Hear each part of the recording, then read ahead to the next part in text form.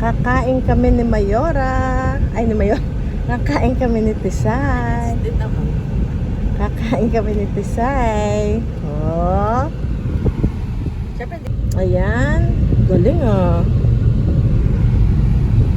Sa dito. Sa Charleston to guys. Charleston.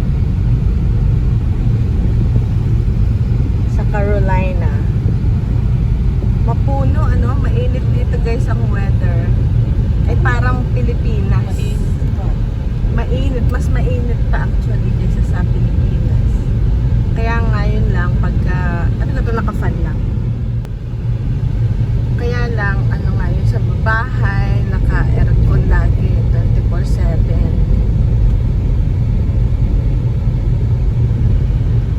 May sinabi kung gusto makatipid sa AC, meron siyang set na temperature lang. 78. Ah, okay. Sabi pala nung brother na ano lang.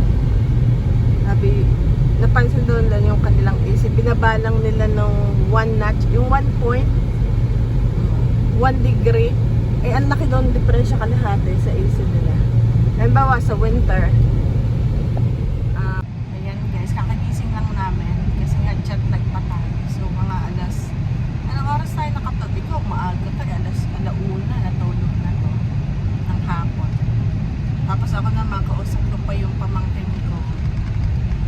Mga 1 oras din kami lolokohan doon. Kausap. Tapos, maya-maya, humiga na ako.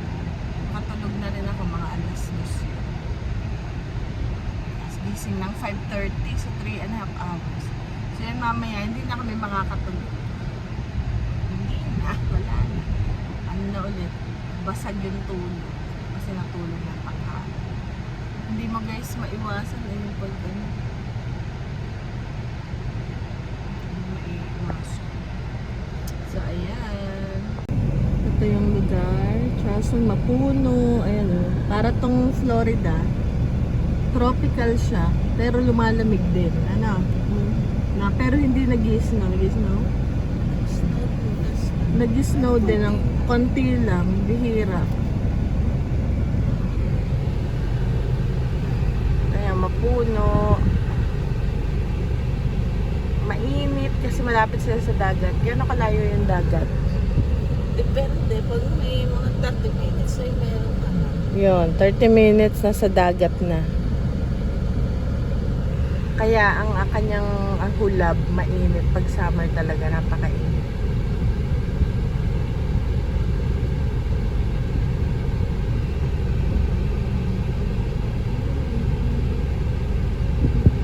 Green.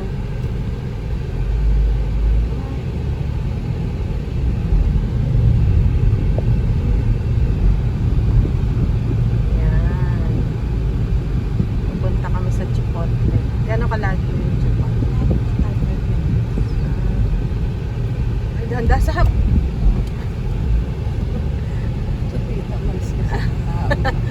ining dandahan na ba sa ham? Ba? Pre-preno ka ng kaunti. Di ba may alam? Hindi. Minsan, minsan, kung hindi ko anuhin siya. Tama, wala traffic dito ang pagmamali. Sa Ayun. Pilipinas, hindi ko yata kaya mag-drive doon. Naman baby girl, residential to. Ito guys yung residential dito. Ito yung mga bahay. Parang magandang to village, subdivision. Ito mga subdivision. Normal lang daw to dito. Cute eh. Cute.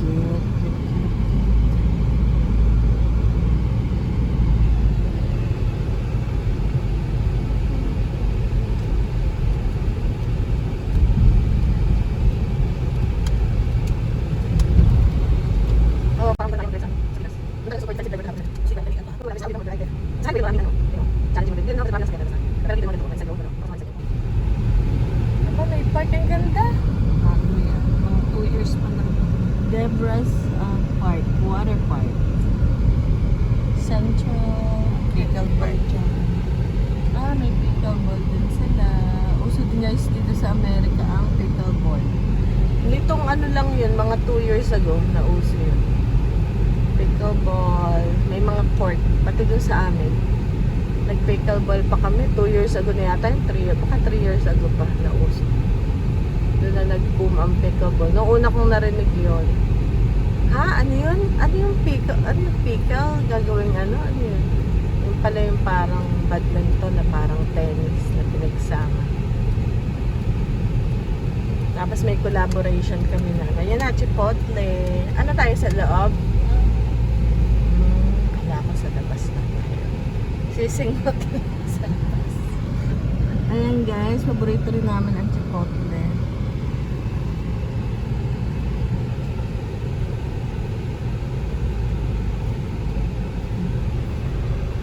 Forest ang katabi na. Oh, bumunggo sana. Medyo kinakalawang. Bumunggo siya. Hindi ito guys naliko. Hindi marunong lumiko. Yun agad eh. Teka muna, hindi ako marunong lumiko. Ako naman hindi marunong mag-park. Sa kaliwa, sa kanan lang lagi. Okay, let's go. Doon may Mexican, Japanese. Ito. May nail salon, chicken salad. Mahangin pero medyo humid. Dito tayo sa Chipotle, paborito natin. Ay, meron lang salon. Chipotle, ano lang to? Parang $10. Balik, American food na naman tayo. No more isda. Ay, masarap yan. Ba't wala silang kutsara, ano? Yan ay lime, ano? Sarap. Lime sauce. Medyo maano ko na hindi yata. So guys. Tapos dito, nandyan yung lahat ng napkins. Yung mga sauce. Lahat ng pabiertos. Ito, para sugar. Tapos to guys, lahat. Bibili ka ng drinks, pero 1 to sawa. Ayan. Basta refill ka lang ng refill. Nandiyan may yelo. Dito yan. Water. Tapos lahat yan. 1 to sawa na yan. Meron din dito sweet at saka unsweet na tea. Ano to tea? Tapos may lemonade, watermelon, mandarin apple, fresca. Ano na yan? Refillable yan. Unlimited. Ayan. Andyan lang siya sa likod. Dito kami nakaupo. There's water. So water lang ako. Kasi napulpog ako ng soda sa aeroplano. Puro soda. May mata ko o antok pa. Napulpog tayo ng soda sa aeroplano. For some reason, mga ino-order ko doon po Sprite.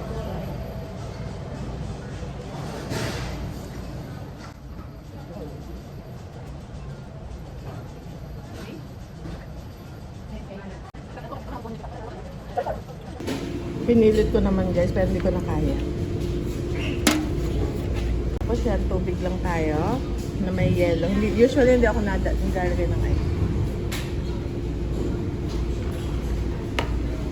Hindi ko na rin siya iuwi kasi mapapanis na. Pag nadot-dot, panis. Lalo may mga sour cream. Dito ba? And then, ito tapong ko na rin ito. Wala nang laman yung kamas.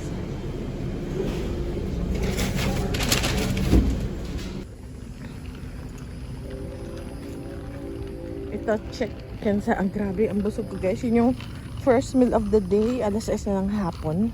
Kasi nga, usually isang beses lang talaga ako kumakain sa isang araw. Kahit sa Pinas. So ngayon, nabusog baka hanggang bukas na kasi buong umaga wala kaming kinain.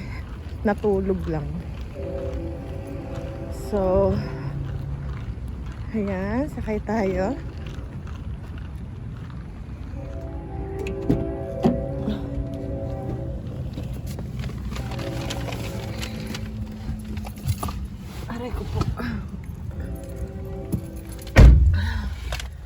Okay, andito na tayo.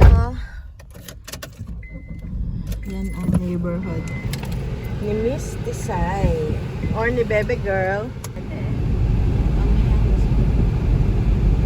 Saan ka tayo? Pupunta tayo sa Lidl, grocery shopping. Dahil mag-ano daw, pork barbecue. So punta naman tayo sa Lidl. Yung Lidl para siyang Aldi. Ito dati yung apartment nila. Doon. Oo, malapit sa dito sa Lidl. Ito dati yung apartment nila sila nakatira. Yung una namin punta, naglag pa ako noon, guys. Sabi ni Chichi, yun, 2020. So, 6 years ago na pala yun. Nagpunta kami. Ito yung Lidl. L-I-D-L lang. Lidl. Lidl. Ayan, wala nito sa amin. Ayan o, Lidl. Ano siya, parang European grocery. Ayan o, food market. Pero mura. Para siyang Aldi. Tapos nga, nilalakad mo pa from may butas dito, papunta doon sa apartment nila. Saan? Parang sarado na. Ano sa may puna? Tapos na naglakad din kami.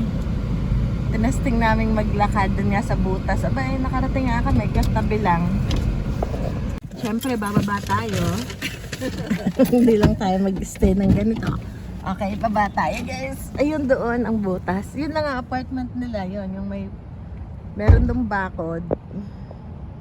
Tapos dito na yung yung grocery store. Tanda ko naglakad din kami dyan. Okay, so dito tayo sa Lidl food market.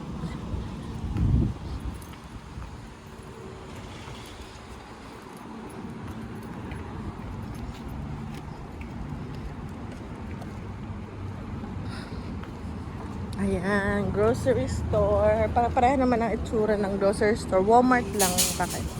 Pero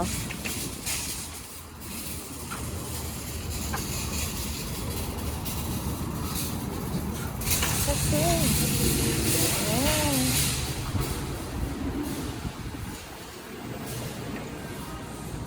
ay, ang daming croissant na fresh. Mura lang oh. Tingnan nyo guys, 49 cents. 49 cents.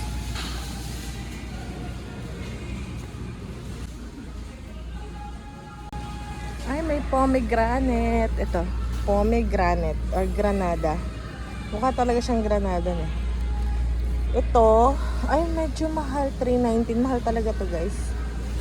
Tapos yung mangga, maliliit yung mangga. Honey mango, 59 cents lang. Parang sa atin is 25 pesos. Ito naman yung 95 cents itong parang apple mango. Hindi na maganda, itong maganda. Pero maliliit. May apple, papaya. Ito ay donut peaches. Ang cute na, parang nga siyang donut. Iba-ibang variety ng peaches. Ito yung paborito ko. Nectarines. $2.99 a pound. Nectarines. Ito naman yung plum. $3.49. Ayan, plum. Diba ito yung ginagawang prunes? Ito yung pag natuyo ay prunes siya. Tama ba guys? Tapos may organic avocados which is $4 or 6, 12, 18, 24, 240 per pound. I know, for 240 pesos yung maliliit dito avocado. Meron ding malalaki. Ito. Diba? Ito naman, wala ko magkano. Ito naman $5 or 200, mga 300 pesos ay 4. Yung hash. Yung, ano ang tawag sa avocado na yun? Yung hash yata itong maliliit. Iba-iba ring variety. Ito rin ang laki nito. $5. Ito yung jumbo. Tapos yan, mga Del Monte. Mura lang ang pineapple usually. Ano lang yan $2 Ang dami kong nakain doon sa Chipotle. Parang nag-iiba yung sistema ng tiyan ko Parang gustong mag-deposit muna. Kaya bilis-bilisan mo baby girl At parang magdi-deposit na. Hindi na makahintay dahil maraming naipon. Ayan. Pag marami kasi guys naipon, magdi-deposit, diba? Ayan. Ay, $1.50 lang yun. Mura talaga dito. Yung maliit lang. Aray ko.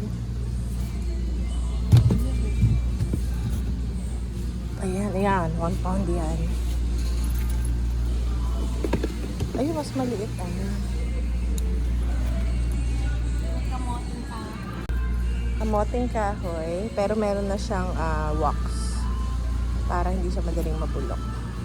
Nandito lahat ng prutas na in season ngayon. Ay, actually, hindi na in season to eh. Berries, blueberries, strawberries, grapes, ito cherries. Sarap yan. Kaya lang sobrang busog, wala akong maiisip na kainin. Shiitake mushrooms na fresh. Meron din baby bella. Baby carrots na pinaliit na. Tinabasan. Ay, baby beets na rin. Paborito kong beets. Yan, mga fresh cilantro, parsley. Okay, marami pa doon. Kaya lang maraming people. Ayan guys, so voice over muna tayo kasi grabe yung music talaga, parang may party-party. Ayan, may colored carrots. Hindi ko na alam sasabihin ko, nawala ako sa hulog. Ayan pa yung mga sweet potatoes, may hikama rin yata akong nakita. Tsaka mga patatas, sibuyas. Aba, may mangga daw na pico daw ito, pico. Ayan, pico. 59 cents lang yan. Or, ay, $1 pala yun kasi 59. No, ano bang 59 cents? Hindi ko na alam. Basta kayo na guys ang mag-compute. Parang 30 pesos isa. Parang sa Amerika mura na yun guys. Baka sabihin na iba, lagi mo na lang ikino-compute. Lagi mo na lang. Ganun guys talaga. Parang ganun na nasanay ako. Pag manasa Pinas, i-convert ko siya sa dollars. Yun ay para sa akin. Para makita ko kung mura ba to or mahal. Ganon din pag nandito sa Amerika. Parang paano to sa Pinas. Though, iba naman yung conversion, di ba? Tsaka, hindi mo pwedeng i-compare yun kasi dollars to pesos. Pero to paborito to ng asawa ko, Danish. Danish, ano yan? Parang almost cake yung lasa niyan. Tapos meron din ito, parang sa fluid to or kerosene. Hindi ko alam. Parang gusto ko silang bilhin at dalhin sa bahay. Kasi wala kaming ganito. Yung mga paninda doon. Tsaka mura. Mura siya. And pati yung meron dyang spray bottle. Kailangan ko kasi ng spray bottle kaya gusto ko siyang itry. Parang pinag-iisipan ko. Kaya lang yung bagahe ko guys is puno na. Kaya ito na lang. Ito gusto ko to, garden bag. Pero hindi lang siya pang garden. Pwede rin siya sa damit, mga laruan. Parang storage bag na malambot ba siya. Parang sako yung kanyang texture. Ano ba? Basta yung kanyang hibla is parang sako. So, kukuha ko nito, dadalhin ko sa amin kasi magaan lang siya. So, kuha tayo nito ng tatlo, $1.49. Kumbaga, mura na yun guys for ganito. Pwede rin siyang grocery bag, hindi lang siya pang garden yard na ano yun? Garden helper. Hindi lang siya pang garden. Kasi kalimitan dito, ilalagay dyan yung mga dahon. Diba? Ang social na mga dahon. So, kuha tayo ng tatlo. Kasi uuwi ko siya sa amin. Kasi magaan lang. Ito gusto ko rin kumuha nito. Ang dami kong gustong kunin. Kaya lang bibit-bitin ko siya lahat. Ang dami kong bagahe. Nandito yung mga peanut butter na ngayon ko lang nalaman na sa Pinas pala ang magandang pamigay is mga peanut butter. Ganitong brand. Ganito. Jiffy or Jif. Yan. Hindi kami kumakain to masyado kasi hindi siya matamis ayon ng mga bata. Kaya hindi ako masyado bumibili to. Peter Pan. Kasi gusto ng mga bata matamis. Kaya baliktad. Ito yung gusto palang pasalubong ng mga, yung kamag-anak nag-uusap kami. Ganyan pala yung parang gusto nilang pasalubong. Or nasasabi nila na ito yung binibili namin dito sa susunod. Kakaroon ako na idea. Siguro maganda tong ipasalubong next time. Kami naman, ang gusto ng mga bata, ang binibili ko yung mga jessas, ano pa ba, yung mga matatamis na peanut butter. Kasi dito, for some reason, ang pansin ko, walang masyadong matamis na peanut butter. Kaya lalagyan pa siya ng jelly. Ayan yung Nutella, guys. Ayan. Ganyan, mga Nutella. Kasi parang imported pala yan na mga bagay-bagay. Dito, syempre, parang regular lang siya. No? Hindi rin ako bumibili ito masyado. Kasi nga, basta hindi masyado bumibili nito. Pero masarap siya, guys. Ayan, made in Germany to. Product of Germany. Kasi mas mura to, parang, kumbaga mas murang version ng Nutella. So, mas pipiliin ko to kasi mas mura. Ayan. Pero masarap yan. For sure, pareho lang ang lasa niyan. Pero mas mura siya. Ayun guys, so yun na lang muna. At marami pang iba dito na, ang mura-mura talaga dito sa, mas mura kaysa Walmart or something. Inuubo na ako guys. Wait, uubo lang ako. Ayun nga guys, nakakaaliw lang maglakad-lakad. Ayun na yung mga keso, iba-ibang keso, may hard and soft cheeses. Ayun naman yung mga pasta. At habang lumalakad tayo, lalong lumalakas yung music. Talaga naman. Cheese, iba-ibang klase ng cheese guys. Brie, smoky jalapeno. Ito ay baby Swiss. Gouda. That's Gouda. Gruyere. Ito yung mga soft cheeses. Ano to? Goat cheese. Alright. Tapos yan, may feta. Blue cheese. Manchego. Asiago. Parmesan. Reggiano. Ano to? Soft ripened cheese. Parmesan. Ito yung Belgioso pearls, mozzarella to, pero bilog-bilog. Naka-pearls siya. Mga mozzarella pala to. Plain goat cheese. Ang hindi ko makain na cheese. Honey goat. Fig goat cheese. Cranberry cinnamon. Parang blueberry vanilla goat. Parang iyan mo siya. I-disguise mo yung flavor ng goat cheese. Kaya may mga flavor. Hirap kasing kainin nun eh. Maanggo masyado. Maanggo. Hindi ko kinakaya. Kaya mga olives, black olives, green olives, feta olive salad. Yan, masarap yan. Mascarpone. Mascarpone cheese or mascarpone. Ito yung bacon, hickory, thick cut bacon. Ito yung sliced, thin sliced. Talagang masama na ang aking sikmura guys. Masama na. Okay. Ay, may mga ano pala doon, mga bagay-bagay na iba pa. Yung music, daig pa yung may nagkakaraoke sa Pinas. So yan, naghahanap ako ng mga bagay na pwede kong iuwi sa aming bahay, na pwede kong magamit. Kasi guys, mura dito sa tindahan na to. And mas malaki siya.